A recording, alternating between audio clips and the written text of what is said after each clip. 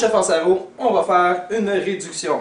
La réduction, comme je vous l'expliquais tout à l'heure, consiste à réduire le volume d'un certain liquide de manière significative. Par exemple, ici j'ai 200 ml de vinaigre balsamique et on va faire une réduction de vinaigre balsamique. Donc, on va obtenir environ entre 100 et 50 ml de réduction, ce qui va donner un sirop beaucoup plus consistant.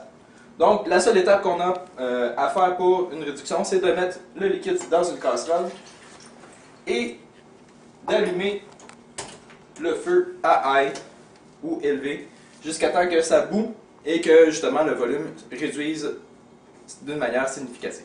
Donc ici, vous voyez, on est en pleine ébullition. À ce moment-ci, on a ouvert la hotte du fourneau parce que l'odeur est assez intense. C'est très agressant pour les voies respiratoires. Donc, il faut vraiment ouvrir votre hotte au maximum.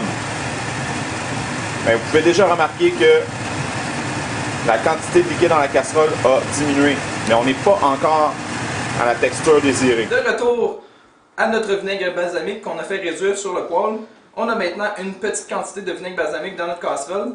Et pour vous montrer la différence, dans le fond, je vais le remettre dans le même contenant que tantôt, comme ceci, afin de voir justement la différence de volume. Tantôt, on avait mis 200 ml de vinaigre balsamique dans la casserole pour faire bouillir. On est maintenant rendu à un petit peu moins que 125 ml de vinaigre réduit. Aujourd'hui, au Chef en cerveau, nous allons voir comment se produit une réduction en cuisine. Une réduction, c'est tout simplement de porter un bouillon, par exemple un bouillon de poulet, et de faire réduire son volume jusqu'à obtenir un bouillon beaucoup plus consistant. C'est de cette manière qu'on peut faire, par exemple, certaines sauces. Donc, une réduction, on commence, comme je l'ai dit, avec un bouillon qui contient beaucoup d'eau. Donc ici, sur l'image qu'on voit, les parties bleues, c'est de l'eau, et les parties rouges, c'est des solutés, par exemple, du sel. Lorsqu'on fait chauffer ça, les molécules d'eau ont un point d'ébullition beaucoup plus bas, donc une température d'ébullition beaucoup plus basse que les solutés présents dans la solution. Par exemple, l'eau bout à 100 degrés Celsius, tandis que le sel, ben lui, il bout à une température beaucoup plus élevée. Donc, en faisant chauffer notre bouillon à 100 degrés Celsius, ce qui va se passer, c'est que l'eau va s'évaporer et le soluté va se concentrer. Donc, le soluté va rester dans la solution, tandis que l'eau va s'évaporer, donc il va y avoir de moins en moins de volume.